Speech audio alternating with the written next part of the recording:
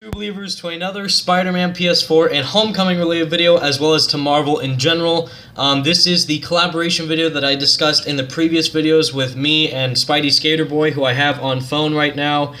He will be answering any questions that you guys have asked in the video, the update video that I made for you guys to put in your questions. Now, there were a lot of questions, so thank you so much for each and every one of your questions that you asked. You guys mean the world to me and SPIDEYSK8RBOY. Thank you all so much for your Thank you all so much for your participation, everybody. You guys are the greatest. So I wrote down at least one question from each individual because I know there were there were some of you who wrote more than one question. I thought I would pick the questions that fit the best possible discussion topics that me and Josh could talk about in this video, and hopefully we can give you some good commentary and discussion points for each question that you guys decided to ask us. So, beginning with Musty Bullet, his question is, how do you think the parkour will influence the web swinging and combat in Spider-Man PS4? So, Josh, you start. Okay.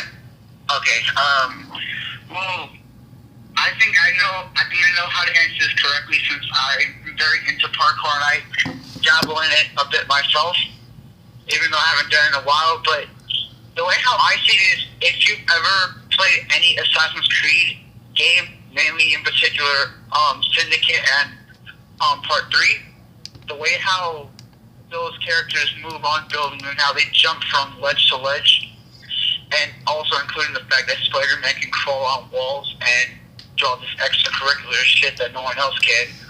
I'm pretty sure, like, let's say you're free running on a wall, like you're doing like parkour, climbing on a wall and start climbing up an actual wall like Spider-Man does.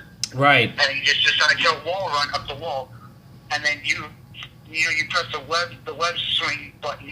Then what will probably happen is like you're running up the wall, and then you'll probably do a flip off and go into a swing or whatever else you're doing. Let's say you're vaulting over something. You vault over something, you'll probably do a flip afterwards, and then you'll go into a swing or anything like that. Perfect. Yeah, I totally agree. I think there's various ways how you can implement the whole parkour mechanic, and that's what's so fun thinking about it, especially since I know a lot about this stuff and I'm still learning it and shit. Right. Because for those of you who don't know, Josh, his YouTube title says it all, SPIDEYSK8RBOY. He is a skater, and he does a lot of cool acrobatic tricks on his channel, so you should definitely go check him out and see all the cool things he can do. And there are tons of different ways that this mechanic could be inputted into this game through combat, through swinging, through going into buildings, out of buildings, fighting guys, kind of how they did in Web of Shadows with the web strike. I think that was the start of the whole parkour combat-esque simulation type style of momentum that we can get in a Spider-Man game. And then seeing how Insomniac Games did with Sunset Overdrive and inputting that into the PS4 for Spider-Man out of all characters, I think that is where they will shine into putting this mechanic in this game. So thank you, Musty Bullet, for your question. Next up, we have Ose Nyarko. He asks, how do you think the Vulture and Shocker will be handled in Spider-Man Homecoming? So... Can I... Yeah. I'm sorry, I don't want to start, like, okay. How I think they will be handled, from what I'm getting from not only from Spider-Man Homecoming, but also a little bit from that new cartoon that they're going to be putting out and shit. Sorry, my hood, persona is kind of PG-13, guys. We're all good here. We all good sorry. here. Screw YouTube's rules. Unmonetized. But what I'm kind of getting from it is that they're going to be taking a lot of elements from the Spectacular Spider-Man cartoon. So, how I think Vulture will be handled in particular, well, how else is he handled? I mean, he's an old guy who's smart and he's dabbling with technology and shit. There's Right. not much else you could do with him. But as for Shocker, what can you do with Shocker besides make him a joke? You can't make him serious because then he's not the Shocker anymore. Right. I see, yeah. So there's not much I have to say about that. That's a good point, because in the Ultimate Comics, every time Spider-Man sees Shocker, he just, like, barely has to do anything to beat him. All he does is just whip him up, and he wins. The favorite part, I think, his interaction with Shocker in the Ultimate Comics was where he had the black suit on for the first time, and then all he did was Shocker. He just punched the living shit out of him and knocked him out cold. Exactly. He didn't even try to take out Shocker. Shocker tried to fight him and lost. Just one punch, and that was the end of the fight. Exactly. So if they do that with Red Suit Spider-Man for Spider-Man Homecoming, and seeing how cocky and witty Tom Holland's version of Spider-Man / Peter Parker is, I think it will get a really cool scene with him and Shocker. As for Vulture, since it's being played by Michael Keaton, Batman himself, I think it'll be very complex, actually. It's going to be very in-depth. Actually have to play this role, and seeing his work over the years, especially after Birdman, he's become a much more complex actor, and this isn't the type of character where he'll use his comedic wits because he started out as a comedy actor, but I was thinking this would be a lot more serious villain, and this would be one of Marvel's few good villains. Right, because this is their first Spider-Man film. They don't want to ruin anything up. They don't want to mess up anything. Exactly.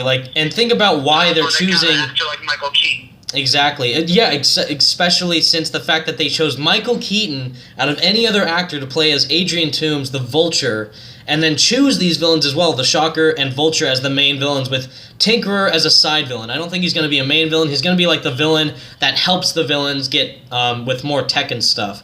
Shocker is going to be a mini villain that they will probably show in the beginning of the movie as like seeing how funny Spider-Man could be to take out a villain as irritating as Shocker. And then, of course, Vulture is going to be the main villain. I've heard him appear multiple times in the film, actually. What now? I heard him appear like twice or 3 times in the film, because you know how first he's supposed to appear like as just like Herman Schultz.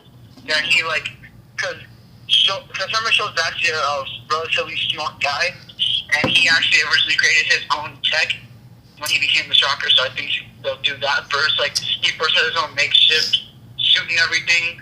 Then he gets Spider-Man. He comes in and messes his whole flow up, and then he comes in after he somehow crosses paths with the Tinkerer, because that's what I heard, and then he comes back with his upgraded suit. He still gets his butt handed to him. Right, and they will do lots of cool things. Afterwards. Right, they're going to do lots of interesting things with these two villains in this movie, and seeing how the chemistry is going to work out between Tom Holland and Michael Keaton, and even the actor playing a Shocker, it's going to be a really cool scene to see. Yeah, so thank you, Osei, for your question. Next up, we have Destiny Spider. He asks, how powerful do you want Spider-Man to be in both Spider-Man PS4 and Spider-Man Homecoming? So, the most thing of strength we have seen thus far for Homecoming Spider-Man, for Tom Holland Spider-Man, is he lifted up a runway in the airport scene in Civil War when Captain America broke that thing off with his shield, and then it dropped onto him, and he was even kind of having a struggling moment of him trying to lift that up. So, compared to the other Spider-Man, Tobey Maguire held back an entire train, and he was a young adult. He was like a freshman in college, I think. And then Andrew Garfield's Spider-Man in The Amazing Spider-Man 2 held up a car, and he didn't even he didn't flinch at all. And seeing Tobey Maguire's strength be inputted from the train scene to Andrew Garfield's Spider-Man with the car in The Amazing Spider-Man 2, and now seeing Tom Holland's strength from Civil War as a hint of what we can see, as well as him trying to hold back War Machine to have him be not crushed from the airplane to the toss from Ant-Man. So it's going to be really interesting to see how strong he will be in Homecoming. I think he'll be able to at least lift a part of a car, since given his size and how young he is, and learning how he's still trying to be Spider-Man. He's only been Spider-Man for 6 months, so he hasn't really tested out his powers that much.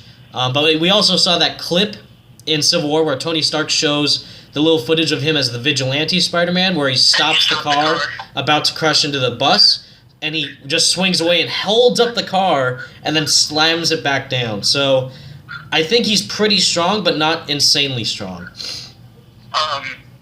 As for what I think about it, for the most part, I agree with you, Evan. But as to in the movies, yeah, he's not at his full potential yet. Because remember, even though it insanely enhanced his actual strength, he's still a growing kid. He's 15 years old. So the more he grows, the stronger he actually gets. And by the time he's an adult, this kind of goes to the whole Spider-Man PS4 strength thing. In the comics, he actually went to Savage Land, and he knocked out a dinosaur with one punch, and he didn't even use his full strength. Right. Yeah. If they go that route in either the game or the movie, that's going to be insane. Yeah, but as for Spider-Man PS4, he's very experienced. Like they said, he's mature. He's been doing this for I'd say about 5 to 6 years. So he should pretty much be almost at the peak of his abilities all around. So he should be just about at full strength at the point in the game. So he should very much be able to just knock out anyone with one punch. Not even requiring the black suit. Right, because this Spider-Man is in his prime, in the red suit. So even in Web of Shadows, about a few more years to go until he reaches his 100% peak. Right. So he's pretty much at the top of his game. Exactly, because in Web of Shadows, Spider-Man could try to pick up a car in the red suit, but he could fully pick up a car or a bus, even or a truck in the black suit. So that kind of is a comparison. In the red suit, he could kick cars and flip them over. Exactly. He just had to punt kick a car, and then he could do a 360 flip with it. So with this Spider-Man and Spider-Man PS4, I think he will be at his peak with strength and agility and everything else. So thank you, Destiny Spider, for your question. Next up is Draw Deckard. Do you guys feel like this Spider-Man in Spider-Man PS4 is more aggressive? For me, yes and no. The reason why I say that is because, like how Evan pointed it out, how in the beginning of the E3 trailer, he actually is joking about saying no pressure on me, right? But then again, if you look how he's fighting all these bad guys, he's borderline Batman, just destroying everybody and not giving a second thought. And that absolutely leads me to why I believe that this game might even be rated M, and why I think that he might kill in the game. And honestly, I wouldn't even mind if he did, because he's killed in the comics before. He's not one of those heroes who's strictly on I will not kill. He's a hero who doesn't condone killing, but if he has to, he will do it. Right. That's how Spider-Man is. He doesn't believe in it, but he will do it if he has to. I agree. Yeah, I agree with everything you said, yeah, because he seems really intense with the way he's fighting. He seems really skilled. I don't know if he's going to be really angry, but I do think that we will see him at certain points. But maybe in his fighting, he's aggressive, but we can clearly see that in his personality, he's joking about how there's so much pressure on him. Personality-wise, he's not aggressive. It's just the way how he tackles, physical situations, when he comes to fighting, he's very aggressive in that sense. But if we're talking about personality, he's definitely not. I kind of see how, he's a young adult. He's in his early to mid-20s, and how he's very skilled and everything, but he still seems very much a kid. That's what Spider-Man's always been. He's been very much a kid at heart. So he's not aggressive in the way how he talks to people, or the way how he's going to, interrogate. Well, maybe to a degree, interrogating thugs and whatever, maybe he might be aggressive, and I'm walking on a red light and I don't give a fuck. Right. Yeah, we can see, we'll see gangster Spider-Man. He's aggressive and interrogating people, but in no other means, in terms of personality-wise, is he aggressive. Right. He never will be, unless he's being the renegade black-suited Spider-Man, but that's it. Yeah, I agree. Thank you, Draw Deckard, for your question. Next up is Judo Pero, the boss. Do you think Spider-Man will go to other places outside of New York City in both Spider-Man PS4 and Spider-Man Homecoming? This is an interesting one. Yes, I do believe that. For the Spider-Man PS4, it's less likely, considering he's just dealing with big crime. Yeah. But we don't know where those elements in the story might lead us. If anything, I think it might take us to somewhere in New Jersey, our home state, gotta represent. Right. But it could take it anywhere. Right. As for Homecoming, apparently after they finished filming, they went to Germany, I think for a day or so, and they filmed something over there. Right, apparently. Yeah, and there were rumors too, Washington D.C. or something like that. So yeah, there were set photos and how the truck had the first day they were shooting, the truck had Washington D.C. plates, but that could mean anything. He could be over there but it could simply just be a truck from Washington, D.C. came to New York because right. that happens all the time. And like, I live in New Jersey, and I see plates from Virginia, right, from New York, even though New York is right next door, but still. Exactly. Because if you guys don't know, we are like across the states from each other. I'm in California, and Josh is in New Jersey, so we're totally separate from each other, but we're trying to do this video for you guys, and thank you so much for staying tuned also. And I think definitely we will see Spider-Man go out of New York City in Homecoming, but I think Insomniac is focusing on making New York look beautiful and focus on creating that entire world for us to explore and swing around, that we will have... You feel like you're in New York City for a change. Right. That, like, oh yeah, we will feel like... New York, and we see the Empire State Building, but it doesn't really feel like New York because, you know, back then, everything, you know, you couldn't really detail New York, especially back in, like, Spider-Man 2 Ultimate Spider-Man days, because that was still very much in the wake of 9/11, and no one wanted to see Ground Zero or anything like that. Right. But now it's 2016, and we have Spider-Man PS4, and we have the Freedom Tower. Yeah, and with all the landmarks that we can see from both realistic landmarks like Freedom Tower or even like Marvel landmarks like Avengers Mansion or something like that, if they decide to do that, there's going to be a ton of exploration in New York alone. So I don't think that they would focus on making like New Jersey or California or something like that in their game. But yeah, thank you, Judo Pero. No disrespect New Jersey. Hold on. No disrespect. No, not like that. No disrespect. All love. Dicks out for Harambe for sure. So thank you, Judo Pero, for your question. You're awesome. Meatball99 asks, what are you most excited about for Spider-Man PS4? Me, personally, parkour. I've always wanted to see Spider-Man do parkour in the game forever. Same. And Beanox tried to do that with WebRush, but it wasn't the same type of feeling as... It didn't feel fluid enough. Exactly. All you did, press the button. It's like press R1 or RB, okay? What now? It's like, oh, just keep doing that? Alright.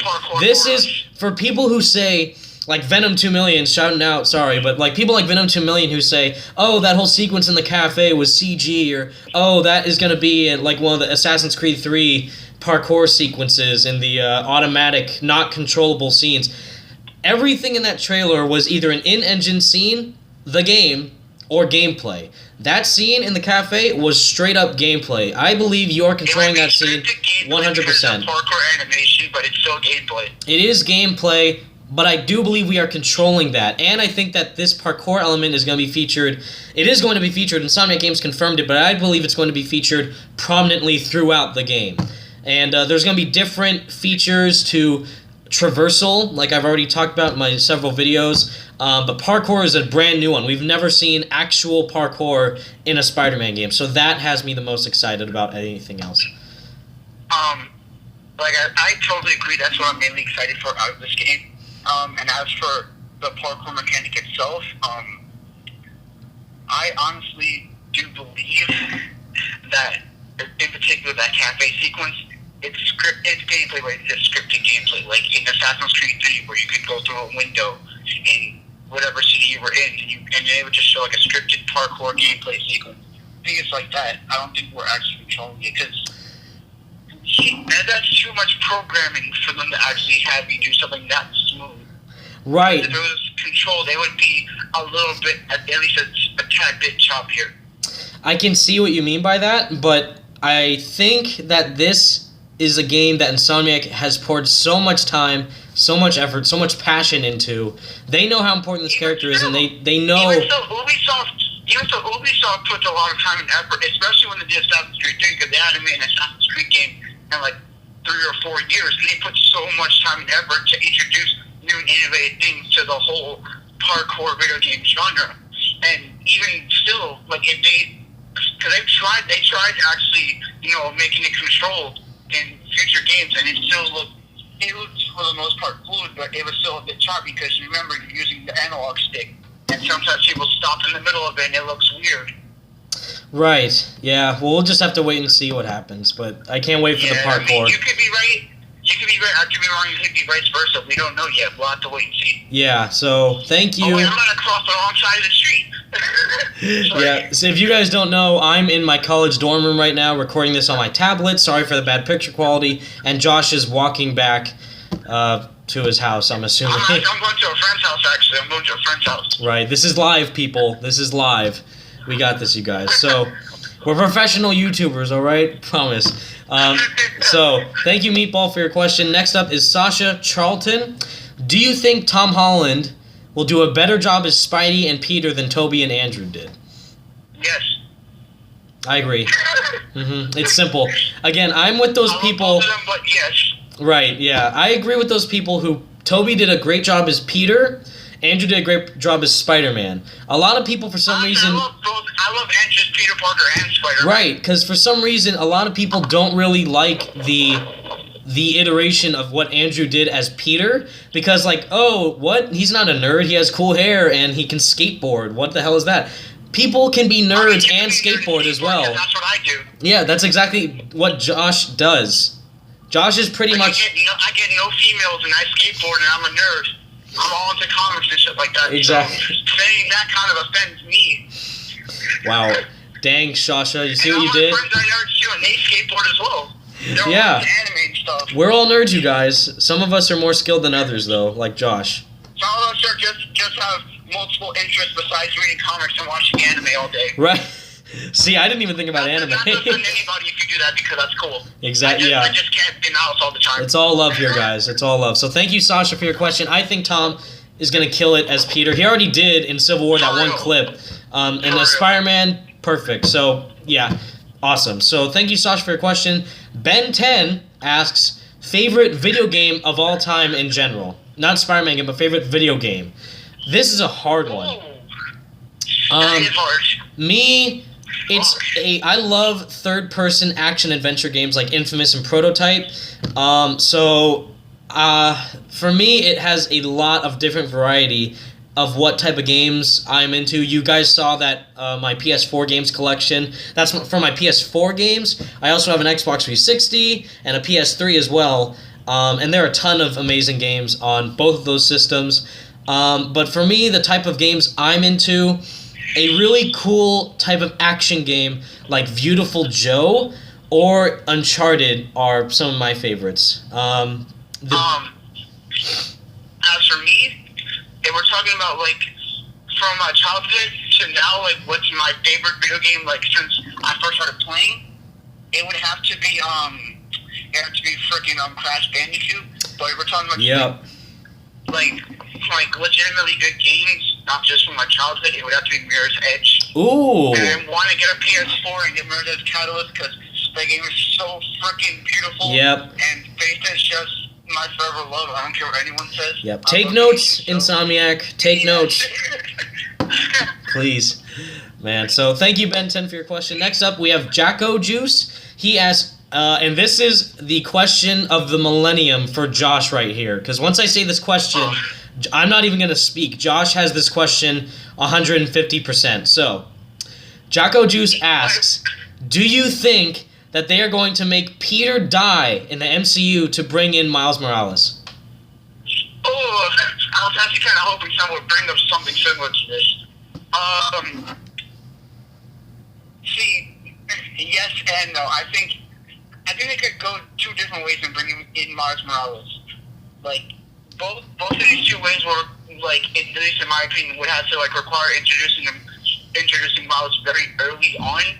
But you could very much so do like, you could just Peter dies and then Miles comes in, or you could do both. Like I said, both require him to be introduced very early on, at least in my opinion, because of how the MCU is.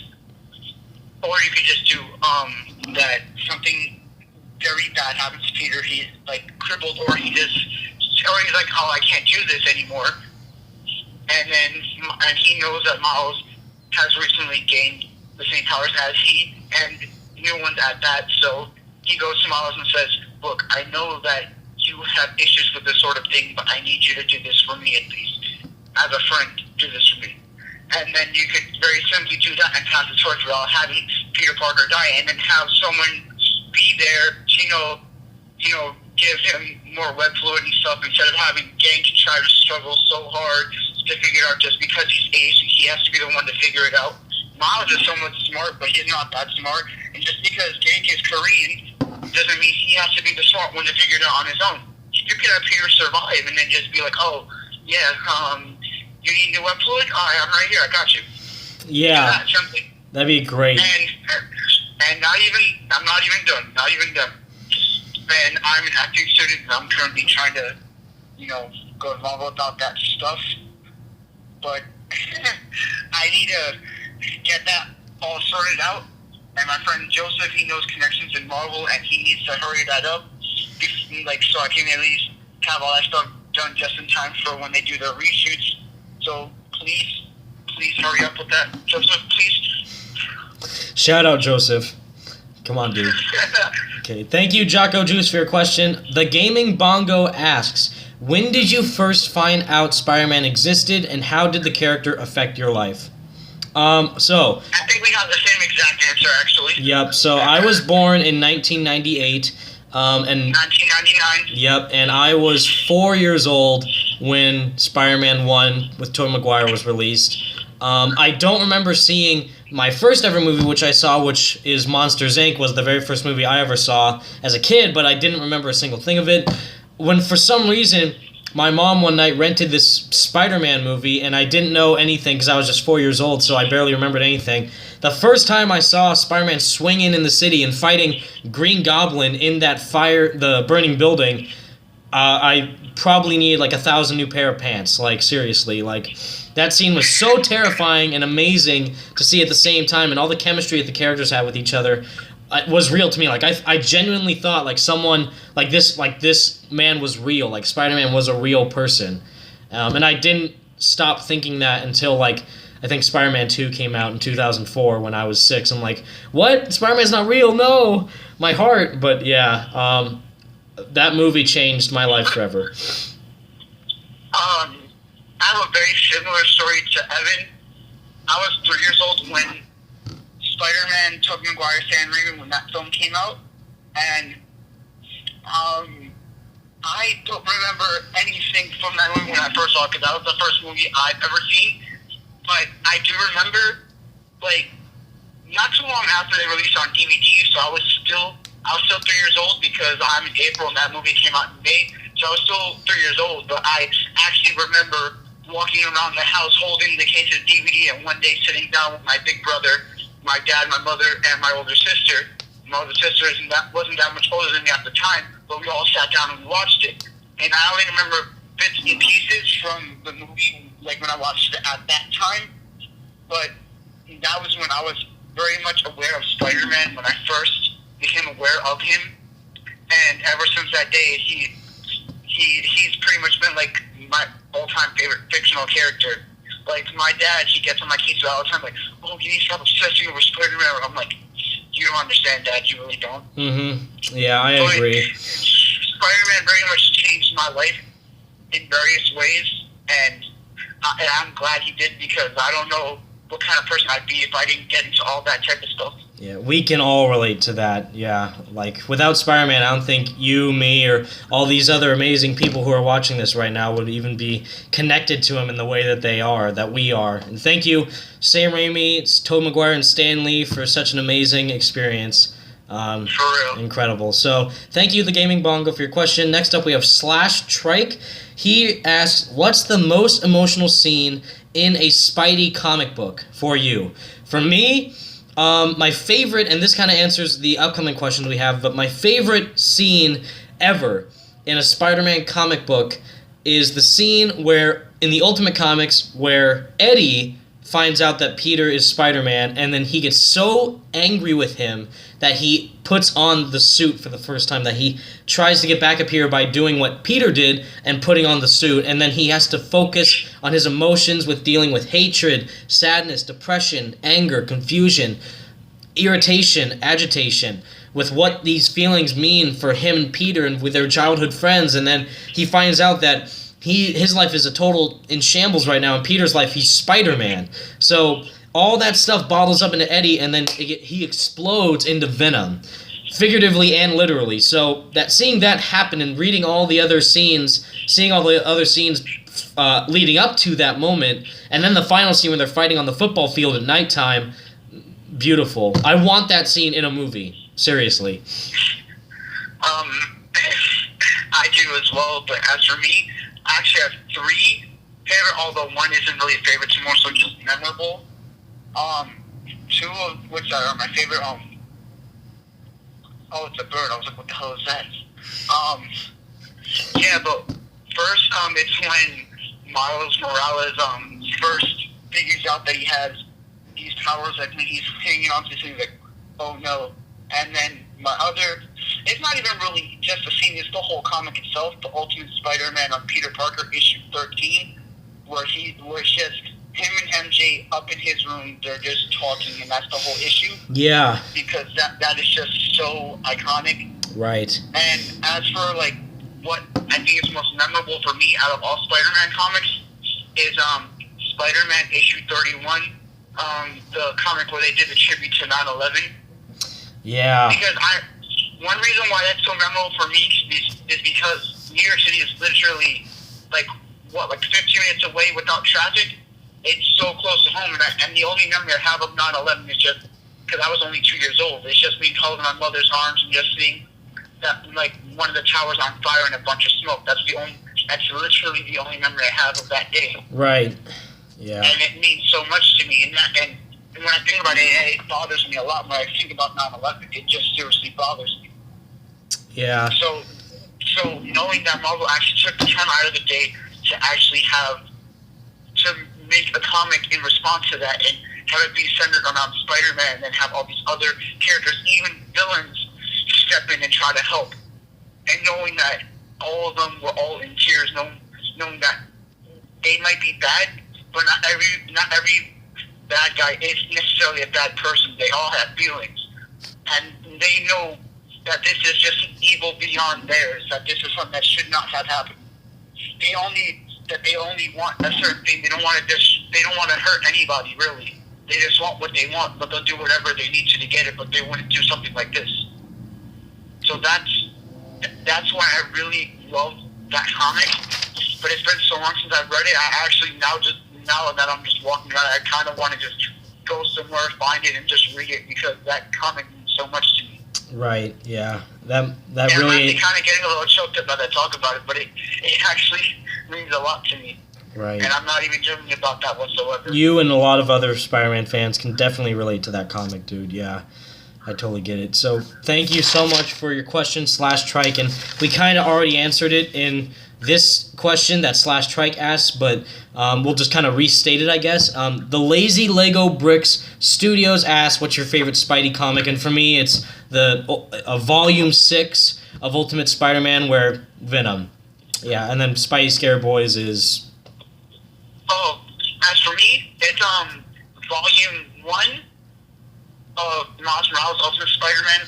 Not the reboot that they did after they ended the first run, but literally the first volume of the first 7 comics that ever came out. And just the original Mark Bagley, Brian Michael Bendis Ultimate Spider-Man run. Right. And also the new Spidey run. And that's I don't read a lot of other comics because most of them are trashy. But if I had to choose any other ones besides Spider-Man, either Uncanny X-Men or Ultimate Fantastic Four. Yeah, those are great series. Yeah, but thank you, everybody. Those are great questions, everyone, and hopefully we answer them to the best of our abilities. Thank you to SPIDEYSK8RBOY for taking part in this collaboration so much. It means the world to me. Again, this is the first step for us to communicate as the Spidey Squad. Josh and I have just been kind of communicating for a while now. If any of you guys want to collaborate with me or him, let us know in our videos and comments and stuff. We've been more than happy to. We can't wait to interact with you guys more in the future. I love doing this type of stuff. It's fun. Yeah, it's very fun. It makes our jobs more fun to provide you videos that you guys can enjoy, and also the wait for the game, Spider-Man PS4, and the movie, Spider-Man Homecoming, more bearable for us to hopefully deal with. But thank you all so much for watching, everybody. Stay spectacular, Spidey fans. I will web you later. Peace out.